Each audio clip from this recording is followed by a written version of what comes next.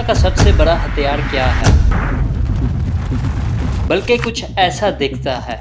ये है US dollar. सिर्फ भारत पाकिस्तान ही नहीं, पूरी दुनिया इस डॉलर के गुलाम है। क्योंकि अमेरिका के लिए ये यूएस डॉलर सिर्फ एक लेन देन की करेंसी नहीं, एक टूल है, एक वेपन है जिससे वो आपको कंट्रोल करता है। कई महीनों से आपने न्यूज़ तो पढ़ी होगी कि रुपया गिर रहा है और डॉलर स्ट्रॉन्ग होते जा रहे हैं। मेरे कुछ ओबीसी सवाल हैं। हम हमेशा रुपए को डॉलर के साथ कंपेयर क्यों करते हैं? डॉलर की वैल्यू को डिसाइड कौन करता है और किसके हाथ में इस डॉलर का कंट्रोल है और इससे हमें क्या फ़र्क पड़ता है? दोस्तों, वीडियो काफ़ी इंटरेस्टिंग है और इसे प्लीज़ एंड तक लाजमी देखिएगा और अगर आपको इससे इन्फॉर्मेशन मिले तो अपने दोस्तों के साथ शेयर लाजमी कीजिएगा। डॉलर है दुनिया की बैकअप करेंसी। आपके लिए एक सवाल है, इस नोट में और इस नोट में क्या डिफरेंस है तो ये दोनों पेपर के टुकड़े, लेकिन भारत और पाकिस्तान के बाहर इस टुकड़े का कोई मोल नहीं और इस टुकड़े के आगे दुनिया झुकती है, क्योंकि यूएस डॉलर एक वर्ल्ड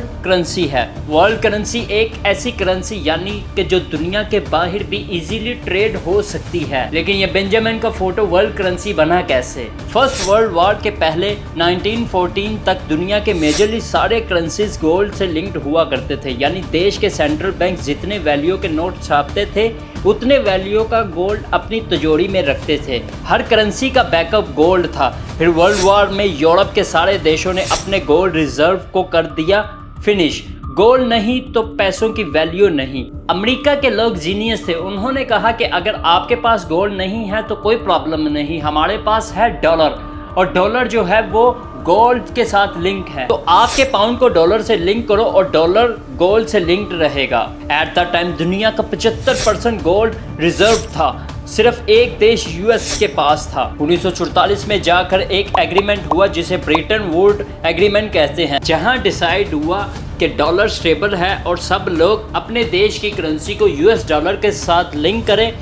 सो इन अ वे इस तरह बन गया डॉलर दुनिया का बैकअप। आज सारे central banks 59% reserve US dollar में रखते हैं। अब जिम्बाब्वे में हाइपर इन्फ्लेशन है और वहाँ के लोग करेंसी के तौर पर डॉलर का इस्तेमाल करते हैं क्योंकि उनको अपनी करेंसी पे भरोसा नहीं है। इसी तरह एक्वाडोर और एल सल्वाडोर में भी लोग डॉलर को ही इस्तेमाल करते हैं। इस वजह से दुनिया में एक इकोनॉमी हायरार्की फैल गई।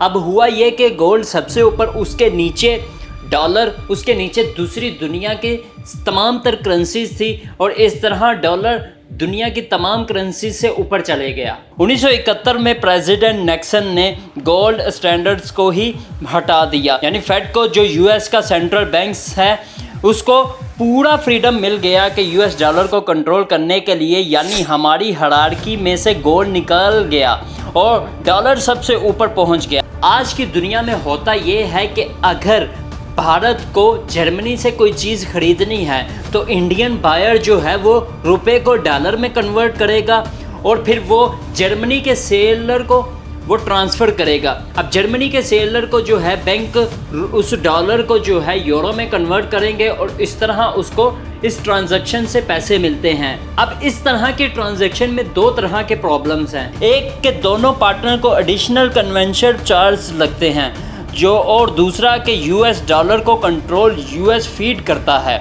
वही कंट्रोल करते हैं कि हर एक यूएस डॉलर का कैसे इस्तेमाल हो सकता है। तो सैंक्शंस के ज़रिए यूएस ये कंट्रोल कर सकता है कि कौन सा देश यूएस डॉलर से पेमेंट कर सकता है और कौन सा देश नहीं। रशिया के साथ यूएस ने ऐसा ही किया। रशिया यूक्रेन क्राइसिस के बाद उन्होंने रशिया पे सैंक्शन लगाए, यानी रशिया को उन सारी कंट्रीज से ट्रेड करने से रोका जो पेमेंट सिर्फ और सिर्फ यूएस डॉलर में एक्सेप्ट करते हैं। ट्रेड डॉलर में होती है, लोन के पेमेंट डॉलर में होते हैं और इस डॉलर को यूएस फीड कंट्रोल करता है, उसे एक हथियार की तरह यूज़ करता है। हम सबके पास हमारे घर की चाबी होती है और हम जिस सोसाइटी में रहते हैं उस सोसाइटी के तमाम घरों की एक की चाबी हमारे पास हो, जिसमें हम जिसके मर्ज़ी घर में जाएं वहाँ घुस सकते हैं, वहाँ की फ्रिज खोलकर खाना खा सकते हैं, वहाँ पर टीवी पर मैच देख सकते हैं, उनके टॉयलेट को यूज़ कर सकते हैं। इन दोनों चाबियों में किस चाबी की वैल्यू ज़्यादा होगी, आपकी चाबी में या पूरी सोसाइटी की चाबी में? ऑफ कोर्स पूरी सोसाइटी की चाबी में। आप ऐसी किसी भी सोसाइटी में रहना चाहेंगे जहाँ पे आपका चेयरमैन जिस मर्जी चाहे घर में घुसे और आप पर रूल्स एंड रेगुलेशंस लगाए? ऑफ कोर्स नहीं, मेरा घर मेरे रूल्स। लेकिन अनफॉर्चुनेटली हम ऐसी दुनिया में रहते हैं जहां यूएस की फेडरल पॉलिसी दुनिया की ज़्यादातर देशों की पॉलिसीज़ को डिसाइड करता है। The US dollar give American extra territory reach. वो अपने देश के बाहर लोगों का बिहेवियर, कंपनीज को फ्यूचर और देश के ट्रांजैक्शन को डिसाइड करते हैं। तो ये डॉलर इतना स्ट्रॉन्ग क्यों हो रहा है? लोग कह रहे हैं कि रुपए की वैल्यू गिर रही है और डॉलर की वैल्यू बढ़ रही है। ये ऐसा ही है कि मुझे मार्क्स कम मिल रहे हैं, उसे मार्क्स ज़्यादा मिल रहे हैं। This is stupid right but is true. Pandemic की शुरुआत में US federal reserve US government ने एक बहुत बड़ा स्टेप लिया। लोगों को केयर एक्ट के अंदर अडल्ट को $1200 और हर चाइल्ड को $500 वन टाइम ट्रांसफ़र मिला। इसकी वजह से 2020 से ही सारे एक्सपर्ट्स ने इन्फ्लेशन की वार्निंग दी। एज अ प्रेडिक्शन 2021 से ही इन्फ्लेशन रेट तेज़ी से बढ़ने लगा। इस साल के मई महीने में इन्फ्लेशन पिछले 40 सालों में हाईएस्ट लेवल तक पहुंच चुका है। कंज्यूमर डिमांड जब तक कम नहीं होगी, इन्फ्लेशन रेट तब तक कम नहीं होगा। ये सोचकर फेड ने इंटरेस्ट रेट बढ़ाना स्टार्ट किया। एक सिंपल भाषा में समझते हैं कि ये इंटरेस्ट रेट बढ़ाने का लॉजिक क्या होता है। जब इंटरेस्ट रेट बढ़ता है तो लोगों के ईएमआई नंबर भी बढ़ते हैं, यानी ईएमआई पे करने के बाद उनके हाथ में कम पैसा बचता है।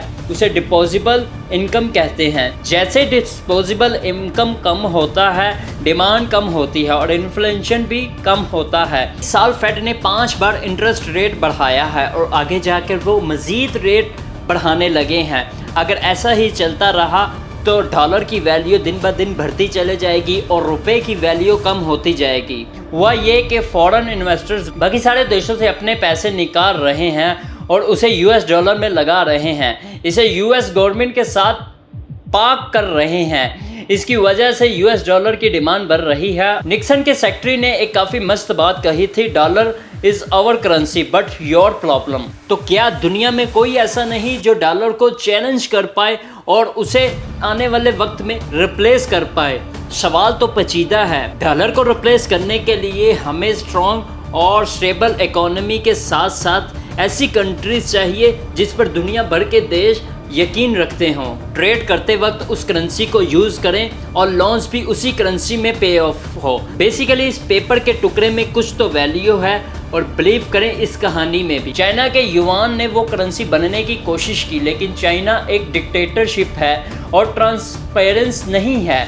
चाइना एक एग्रेसिव देश है जो अपने गोल्स अचीव करने के लिए कुछ भी कर सकता है। यूरोप भी एक अल्टरनेटिव हो सकता था, लेकिन ब्रिटेन जो कुछ सालों पहले तक यूरो का हिस्सा था वो भी यूरो को एक्सपेक्ट नहीं कर पाया। आपको इस वीडियो से कुछ वैल्यू मिली तो अपने दोस्तों के साथ शेयर कीजिएगा, क्योंकि हम कहते तो हैं कि सब ह्यूमन सेम हैं, जियोग्राफिकली बाउंड्रीज मैटर नहीं करती, लेकिन ये सच नहीं है क्योंकि डॉलर सबसे ऊपर है और इसीलिए ह्यूमन सब सेम नहीं है। ये तो सिर्फ कहने की बात बन चुकी है। हर अमेरिकन के पास एक प्रिविलेजन है कि वो अमेरिका में पैदा हुआ है, जिसे वो फॉर ग्रांटेड लेता है। अगर डॉलर इसी तरह दुनिया को रूल्स करता रहा तो हम सब इसी तरह पूरी दुनिया में अमेरिकन के गुलाम बने रहेंगे। और ये इम्पोर्टेंट बात आप तक पहुंचाना मेरा फ़र्ज़ था।